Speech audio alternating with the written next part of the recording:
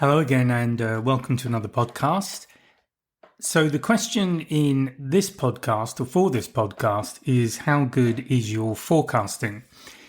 And what I mean by that is how good are you at predicting when orders will come in? So, not just the quantity, how big they'll be, but also when they're going to drop. Now, before I dive in, please remember to like, subscribe, give me some comments, give me some feedback. If there's something you'd like me to cover, let me know. I'll hand that over to you. So forecasting is really important from a business perspective because it gives you an insight into obviously when orders are likely to happen, how big they are, what they will entail. So all of these things impact cash flow, obviously. It may mean that if you are, let's say, an importer and you're importing and selling equipment from somebody overseas, you may also need to think about buying foreign currency if you have to pay in pound sterling, for example, the equipment that you're buying. So if you have an accountant or if you have somebody looking after foreign exchange purchases, it's really important to know when you might have to make big foreign exchange purchases to cover something that you're importing. Obviously, as I've said, it impacts cash flow. It may impact resources because depending on what you're selling, you may have somebody else who has to go and install the equipment or set up a system or do whatever it is. So, or if you're selling something like cars, you may need to place an order on either the manufacturer or you might need to pull a car from the available stock in country, all that kind of thing. So forecasting is quite an important skill. And I know from both having to forecast when I was a salesperson and then having to do it as a sales manager when I was having to interpret other people's forecasts, it does develop into quite a skill. So if you are in a situation where you're managing people, one of the first things you will notice is that certain people tend to be quite optimistic about when orders are coming in, and other people tend to be quite pessimistic about when orders are coming in. So it really is important to know which way to bias the information you're given based on who is giving you the information.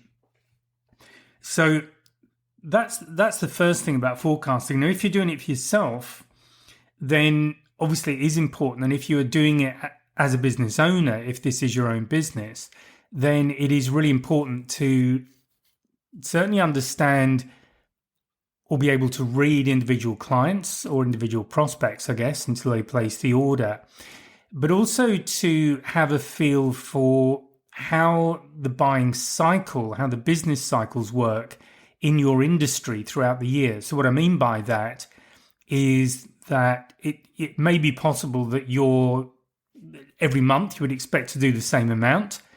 So you've got a pretty level buying pattern through the year. The time of year doesn't change it. That could be, say, food related, something like that. But even then, there's likely to be variations based on availability of food. Is certain food consumed more at certain times of year? I've also spoken about this in the sales planning side. So this is another aspect of it. So do your clients tend to spend more at certain times of year? If you are running a gym, for example, do you find you get a lot of people joining up just after Christmas in the new year and then they gradually tail off? Maybe there's a rush when the summer months are approaching. People decide to get their sort of beach bodies sorted out. So this is an important part of understanding your business, understanding how cyclical, how seasonal the purchasing patterns are. And that's kind of at let's call it a strategic level. So that's the big picture. Then getting down lower at more of a tactical level. How can you read individual clients? So a lot of this will come down to qualification, which is one of the key things that I talk about. And to me, it really is one of the most important things to get right, because once you understand how to qualify your clients, your avatars. Let's keep that term in the mix as well. But once you know how to qualify them, then you will get most of the information you need in order to forecast when that business is likely to come in. So the key question is understanding when they intend to buy. Now, that may not be when they do buy for all sorts of reasons. It may be they buy later, maybe money isn't available, maybe something else comes up, and the money that was planned to be used to purchase your solution has to go somewhere else.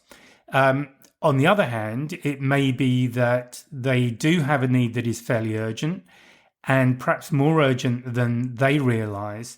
And of course, you can then create incentives for them. So I talk about closing techniques certainly in the online training course. There's a free webinar, which you should be able to find. Well, jump onto my website. You'll find it there, www.salescraft.training. And there's a free 1 hour webinar that you can just jump onto. There's no giving emails or any of that kind of stuff. And I'll talk through 3 really important aspects of selling. So qualification is absolutely vital. You need to know, do they have a real problem? Is the first one. Secondly, are they a good match for what you can provide? And then thirdly, are they in a position to buy? And what is the urgency? What is the fact that they're talking to you may well indicate that there's a level of urgency, but it may not be straight away. So, for example, I've just gone through a process of getting international moving quotes because I'm going to be making an international move in the next few months, but I don't know when exactly, but I need to budget for it. So you could be dealing with people like that. So anybody I've been talking to who's starting to budget that business that I'm going to give them, they can quantify it roughly because I've given them a rough idea of what I'm going to ship. But the kind of process they would go through is once I've decided to go with them, they would come and do a survey of my home and work out exactly how much volume I've got or they've got to ship, how much I'm shipping to where I'm going, and then do a costing on that. And then, of course, in terms of delivery, because I'd like to see this stuff again fairly soon, they will need to be able to give me some idea of when it might ship. Now, they may not know because if I'm not shipping a full shipping container, which I can assure you I'm definitely not, they then have to work out how they're going to get that on board a ship to head off somewhere else. So that's just an idea, to give an idea, I guess, of a real-world example of a sales process. So I've spoken about those before. But obviously, whoever's doing that needs to quantify me and actually stick me in their forecast for business somewhere. So if I was forecasting myself, I would first of all probably put myself out 6 months because I've always found it better to be a tad pessimistic rather than optimistic. So I would rather bring certainly a smaller order. I'm happy to let that forecast it late and bring it forward than go the other way. Obviously, if it's a situation where it's a large order, and I've done this with government projects particularly, where we're talking about significant amount of foreign currency being purchased, then it really is important to tie that down as much as possible. And what I would always do in that situation was sit down with our accountant and talk about what was going on and just keep them updated. So my process was once a month, as a in fact general manager in that particular situation, I would be running through how I saw the business going for at least the next quarter, certainly highlight any major purchases, and then look at when it might be sensible to start thinking about doing a Forex purchase. So I'm not a Forex expert, that's not my field, but the accountant does know what's going on, so they're in a position to make their judgment call. But obviously they have to do it based on the information I'm giving them, and that needs to be as exact as I can get it. So going back to this move, so mine's just a relatively small order, and I can't give a precise date. I know it's likely to be in the 3 to 6 month time frame, so that would definitely put it out. It's 1 to 2 quarters away. And in terms of have I chosen a person I want to go with just yet? No, I haven't. So that would drop the probability down So if we're looking at a probability on with 100% probability to me is the order's in. Yeah, so I never go better than 90%. But 90% is the order is in process. So again, this might be useful because I think different people have different way of rating where a particular purchase might be in the system, and you may well have your own standard, but if you don't, this may help. So just working backwards, 100% is it's booked, 90% is it's in the purchasing process. So I know it's being signed. I know all the approvals have been met, and it's now going through the formal sign-offs, but to my knowledge, at least, there is at this stage no reason why this order is not going to happen. But so I've got obviously 90% a very high degree of confidence of not only that it's happening, but which month it will be happening in. So normally you'd work on a monthly basis for forecasting. 75%, I would generally rate that where I'm pretty confident about when the order will be placed. I know that we are the preferred option, but at that stage, it's still going through formal sign-off. So I will early on have checked that budget is available. Ideally, you want to be speaking to the budget holder and get their agreement, because as a young new salesperson, I've fallen into that trap of letting my contact tell me everything had been signed off and everyone was going ahead. In fact, he's got no authorizations at all.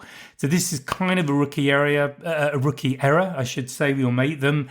But, we live and learn. So this is how we learn to be good salespeople, I think, by making mistakes. So 75% really confident, there's a very good chance at this point that it's going to happen. We are the chosen supplier at this point. I have verbal approval that or at least a verbal information, and maybe I've seen the budget holder, that this is going ahead, but it's not actually just gone in. The purchase order hasn't been raised at this point. So once the PO has been raised, that's the 90%. Dropping back to 50%, this to me is when we are still quoting. We are not the preferred. We've not been chosen yet. So with the kind of stuff I used to do, that might be when we're at the demonstration stage. So at 50%, I know we're a good fit. I know that the client is serious. I know they've got budget approved. I know when they're likely to order. But a 50% is probably 1 to 2 months away. So this is another way of looking at it when you're forecasting. And it's certainly how I used to do forecasting. So again, going back again, a 90% probability is this month usually. 75%, I probably put it in the following month just to give a few weeks for all the internal machinations to happen that have to happen. 50%, again, this comes down to your buying cycle, because people might buy quickly, but you're probably looking at 1 to 2 months away. And then when you get lower than that, when you're in the 25%, this to me is something that's been qualified.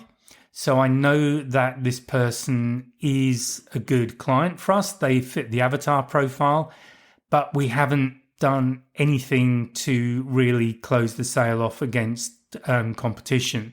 There may also be a question mark over budget. So we may have moved further in terms of qualification, but if the budget isn't there, I tend to keep the probability down relatively low, because if the budget isn't there, if you've gone through you had all the conversations, everyone agrees you're the right solution, but they're not going to move for another 3 months or so, maybe even longer.